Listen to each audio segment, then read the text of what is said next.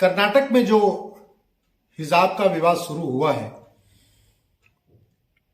ये कहने को तो हिजाब का मुद्दा है, लेकिन एक्चुअल में वो हिजाब की आड़ में बुर्के का मुद्दा है। वो कल हिजाब की बात नहीं हो रही है, वो कह रहे हैं हम बुर्का पहन के आएंगे, आज हिजाब पहनेंगे कल बुर्का पहनेंगे और परसों क्लास में नमाज भी पढ़ेंगे। अगर 2 बजे नमाज का टाइम हो जाएगा, हम क्लास बंद करना पड़ेगा और हम वही नमाज भी पढ़ेंगे। साथियों, संविधान में एक आर्टिकल 30 है। उस आर्टिकल 30 में हिंदुओं को अपना गुरुकुल खोलने का अधिकार है, मुस्लिम्स को अपना मदरसा खोलने का अधिकार है, सिखों को अपने धार्मिक स्कूल खोलने का अधिकार है, जैन मुनि जैन संप्रदाय के लोग हैं वो अपने धार्मिक स्कूल खोल सकते हैं, बौद्ध अपने स्कूल खोल सकते हैं। तो संविधान में ऑलरेडी एक प्रोविजन है आर्टिकल 30 का, वो ये कह रहा है कि भाई ठीक है, आप अपनी पसंद का स्कूल खोल लीजिए, अपने धार्मिक किताबों को पढ़ाइए, अपने धार्मिक मान्यताओं के हिसाब से कपड़ा पहनिए। तो जिनको बुर्का, हिजाब, नकाब से बहुत लगाव है, वो जो स्कूल आर्टिकल 30 के अंतर्गत खुले हुए हैं वहां जाएं, हिंदू अपने हिसाब से जाएं, वहां पे जनेऊ पहन के जाएं, बिना कपड़े के जाएं, शिखा रख के जाएं, तिलक लगा के जाएं। मुस्लिम्स वहां बुर्का पहन के जाएं, हिजाब पहन के जाएं, नकाब पहन के जाएं, छोटा पैजामा पहन के जाएं, बड़ा कुर्ता पहन के जाएं, जैसे भी जाना उनको जाए, बौद्ध अपने में जाए। तो ऑलरेडी संविधान में प्रोविजन है आर्टिकल 30 का, जो कह रहा है अपने स्कूल खोल लीजिए और वहां अपनी धार्मिक शिक्षा दीजिए, धार्मिक रीति रिवाज को बताइए। तो जिनको चाहिए था वो वहां स्कूल में नहीं जा रहे, वो कह रहे हैं हम सेकुलर स्कूल में जाएंगे, लेकिन मुस्लिम बन के जाएंगे। भैया, मुस्लिम बन के जाना है तो आर्टिकल 30 के अंतर्गत जो मदरसा उसमें जाइए। जो school right to education act के अंतर्गत बना, जो स्कूल सेकुलर एक्ट के अंतर्गत बना, जो स्कूल सेकुलरिज्म को फॉलो करते हुए बना है, उसमें आने की क्या जरूरत है? ये तो एग्जाम्पल, इसको आप ऐसे समझिए कि रेलवे स्टेशन पे एक लेडीज टॉयलेट है, एक जेंट्स टॉयलेट है। लेडीज कह रही है कि नहीं, हम लेडीज टॉयलेट में नहीं जाएंगे, हम जेंट्स टॉयलेट में जाएंगे। या मेट्रो में एक लेडीज कोच है, एक नॉर्मल कोच है। अब लेडीज कह रही कि नहीं, लेडीज कोच तो हमारे लिए बना ही है, लेकिन हम लेडीज कोच में नहीं चढ़ेंगे, हम जेंट्स वाले कोच में चढ़ेंगे। ये मेन विवाद ये है। दुनिया के कई देशों में बुर्का बैन हो चुका है। कितनी बार सबको पता चल चुका है कि अलगाववादी, कट्टरवादी, माओवादी, नक्सली, देश विरोधी बुर्के को यूज कर रहे हैं। आतंकवादी बुर्के के अंदर बंदूक AK-56, AK-47 लेके घूम रहे।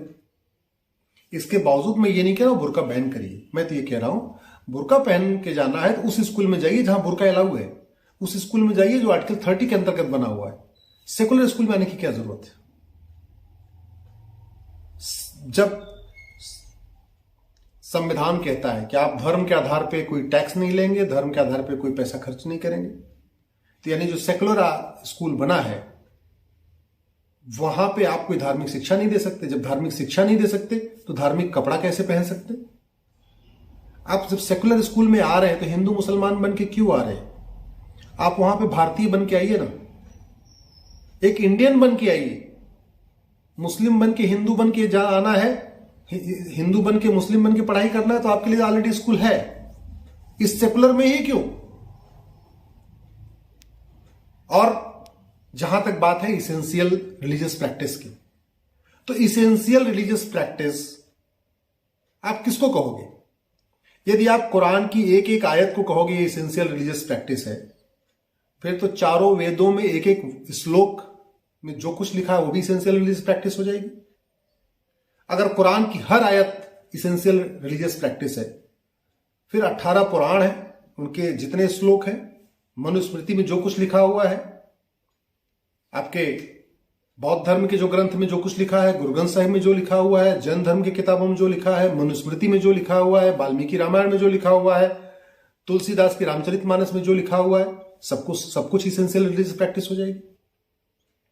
आप अगर ये कहोगे नहीं बुर्का और हिजाब ये इस्लाम का अभिन्न अंग है, फिर तो जो लोग परशुराम की पूजा करते हैं वो कहेंगे फरसा लेके चलना हमारा रिलीजियस राइट है। जो भगवान शंकर की पूजा करते हैं वो कहेंगे हम त्रिशूल लेके चलेंगे, ये हमारा रिलीजियस राइट है, क्योंकि भगवान शंकर के हाथ में त्रिशूल रहता है। जो लोग परशुराम जी की पूजा करते हैं वो कहेंगे परशुराम जी के हाथ में फरसा था तो मैं भी फरसा लेके चलूंगा। जो लोग देवी जी की पूजा करते हैं वो कहेंगे हम तो तलवार लेके चलेंगे। जो राम की पूजा करते हैं वो कहेंगे हम धनुष बाण लेके चलेंगे। तो मुझे लगता है कि इसेंशियल रिलीजियस प्रैक्टिस के नाम पे कोर्ट को भी इसमें इंटरफेयर नहीं करना चाहिए, कोर्ट को दखल नहीं देना चाहिए। और मेरा अपना मानना है कि इसेंशियल रिलीजियस प्रैक्टिस कहते किसको है? इसेंशियल रिलीजियस प्रैक्टिस उसको कहते हैं जो उस धर्म का मेन टेनेट हो। अगर आप गूगल करिए मेन टेनेट्स ऑफ इस्लाम तो आपको वहां 5 चीजें नजर आएंगी। आप उसको गूगल कर लीजिए 5 टेनेट्स ऑफ इस्लाम या मेन टेनेट्स ऑफ इस्लाम, तो 5 बातें वहां लिखी हुई कि ये चीजें आपको मुस्लिम को करना है। उसमें बुर्का हिजाब नहीं आता, नकाब नहीं आता, इसे कहीं नहीं आता। आप गूगल करिए 5 tenets of Hinduism, 5 tenets of Christianity, 5 tenets of Sikhism, 5 tenets of Islam, 5 tenets of Buddhism, तो उसमें ये सब बातें कहीं आएंगी नहीं। सत्य बोलना ये इसेंशियल रिलीजियस प्रैक्टिस है, हिंसा न करना ये इसेंशियल रिलीजियस प्रैक्टिस है, चोरी डकैती नहीं करना इसेंशियल रिलीजियस प्रैक्टिस है, दान करना ये इसेंशियल रिलीजियस प्रैक्टिस है। ये तो होती है, लेकिन बुर्का पहनना, हिजाब पहनना, अगर बुर्का हिजाब पहनना इसेंशियल रिलीजियस प्रैक्टिस हो जाएगी फिर तो फरसा लेके चलना इसेंशियल रिलीजियस प्रैक्टिस हो जाएगी, तलवार लेके चलना, त्रिशूल लेके चलना, धनुष बाण लेके चलना ये भी इसेंशियल रिलीजियस प्रैक्टिस हो जाएगी। इसलिए मेरा मानना है कि कोर्ट्स को इस बात का ध्यान रखना चाहिए। अगर उन्होंने कुरान में लिखने के कारण किसी चीज को इसेंशियल रिलीजियस प्रैक्टिस मान लिया तो तय मानिए कल को नागा साधु आएंगे, स्कूल में एडमिशन फॉर्म खरीदेंगे और स्कूल में जाएंगे, कहेंगे हम अपनी मान्यताओं के हिसाब से स्कूल में जाएंगे।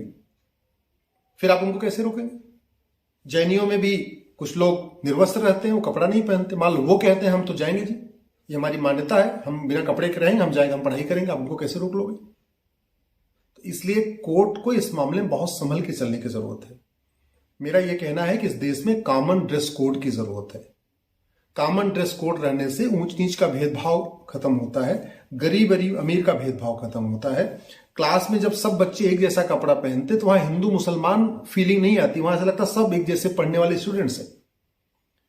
मेरा आग्रह यह है कि जब आप स्कूल में आप पढ़ने आ रहे हैं तो आप स्टूडेंट बन के आइए, जब कॉलेज में आप पढ़ने आ रहे हैं तो आप केवल स्टूडेंट बन के आइए। हाँ, मदरसे में पढ़ना है तो आप मुसलमान बन के जाइए, गुरुकुल में पढ़ना है तो हिंदू बन के जाइए, कॉन्वेंट स्कूल में पढ़ना है आप बकायदा गाउन पहन के जाइए, क्रिश्चियन बन के जाइए, मंदिर में जाना है हिंदू बन के जाइए, मस्जिद में जाना है मुस्लिम बन के जाइए, गुरुद्वारा जाना है सिख बन के जाइए। लेकिन जब स्कूल में आ रहे हैं, सेकुलर स्कूल में आ रहे हैं, जो सेकुलर पब्लिक प्लेस है, तो वहां आपको सेकुलरिज्म फॉलो करना पड़ेगा। कुछ लोग कहते हैं जी सिखों की पगड़ी कैसे अलाउ हो गई है, वो गलत बयानी कर रहे हैं। इसेंशियल, एक बार सिखों की पगड़ी को इसलिए कोर्ट ने इसेंशियल रिलीजियस प्रैक्टिस माना क्योंकि जब सिख पंथ की स्थापना हुई थी तो पहली बार जो मीटिंग हुई थी, जो गुरुदेव ने पहली बैठक किया था, उसमें वो खुद पगड़ी पहन के आए थे। उन्होंने 5 चीजें कही थी सबको पहनने के लिए, उसमें कड़ा था, उसमें पगड़ी भी थी। तो जब जिस दिन बौद्ध धर्म की स्थापना हुई उस दिन महात्मा बुद्ध ने जो कुछ कहा वो इसेंशियल रिलीजियस प्रैक्टिस हो सकती है। जिस दिन सिख पंथ की स्थापना हुई, गुरुदेव ने जो कुछ कहा, जो कपड़ा पहना, वो इसेंशियल रिलीजियस प्रैक्टिस हो सकती है। जैन धर्म की स्थापना जिस दिन हुई उस दिन जो पहली बार उन्होंने ज्ञान दिया, पहली बार जो बातें कही, वो इसेंशियल रिलीजियस प्रैक्टिस हो सकती है। इस्लाम की जब स्थापना हुई तो मोहम्मद साहब ने डे 1 जो चीजें कही वो इसेंशियल रिलीजियस प्रैक्टिस हो सकती है। लेकिन बुर्का नहीं हो सकता। क्यों? क्योंकि मोहम्मद साहब के घर में कोई बुर्का हिजाब नकाब नहीं पहनता था, उनकी बहुएं नहीं पहनती थी, उनके नाती पोते नहीं, उनकी नातिन नहीं पहनती थी, उनकी पोती नहीं पहनती थी। बुर्का हिजाब नकाब तो करीब 60-70 साल के बाद आया, उनके खत्म होने के 60-70 साल के बाद आया। जो चौथे खलीफा ने उसको इंप्लीमेंट किया, शुरू के 3 खलीफा ने बुर्का हिजाब नकाब ने भी इंप्लीमेंट नहीं किया था। और एक बार उन्होंने किया भी हो तो आप पहन के जाइए, शादी विवाह में जाइए, घर में जाइए, रिश्तेदारों में जाइए, और मदरसे में जाइए। ये सेकुलर वाले में ही क्यों? मैंने आपको कहा ना, ये लड़ाई क्या है कि लेडीज टॉयलेट बनी हुई है, लेकिन लेडीज कह रही है हम जेंट्स टॉयलेट में जाएंगे। ट्रेन में लेडीज कोच है, लेकिन कह रही हम लेडीज कोच में नहीं चढ़ेंगे, हम जेंट्स वाले कोच में चढ़ेंगे। तो जहां पे अपने कपड़े पहन के जाने का स्कूल है, हम उसमें नहीं जाएंगे, हम मदरसे में नहीं जाएंगे, हम सेकुलर स्कूल में आएंगे, लेकिन हम मुस्लिम बन के आएंगे। लड़ाई ये है। आशा करता हूं कि ये बात आपको सही लगी होगी, ठीक लगी होगी। मेरा आपसे आग्रह है, इस विषय को अधिक से अधिक प्रचार प्रसार करिए। एक सेकुलर स्कूल, एक आर्टिकल 30 का स्कूल, इनमें बहुत अंतर है। लड़ाई सेकुलर में जो आपका आर्टिकल 30 का स्कूल है, विशेष स्कूल है, उसमें आप जाइए, किसी ने नहीं रोका है। लेकिन सेकुलर आप स्कूल में जो एंट्री कर रहे हैं, मेन विवाद ये है। और वैसे भी 21वीं सदी आ रही है, 21वीं सदी में हम कहां 1400 साल पुरानी चीजों के लिए लड़ रहे हैं, ये भी समझने की जरूरत है। धन्यवाद।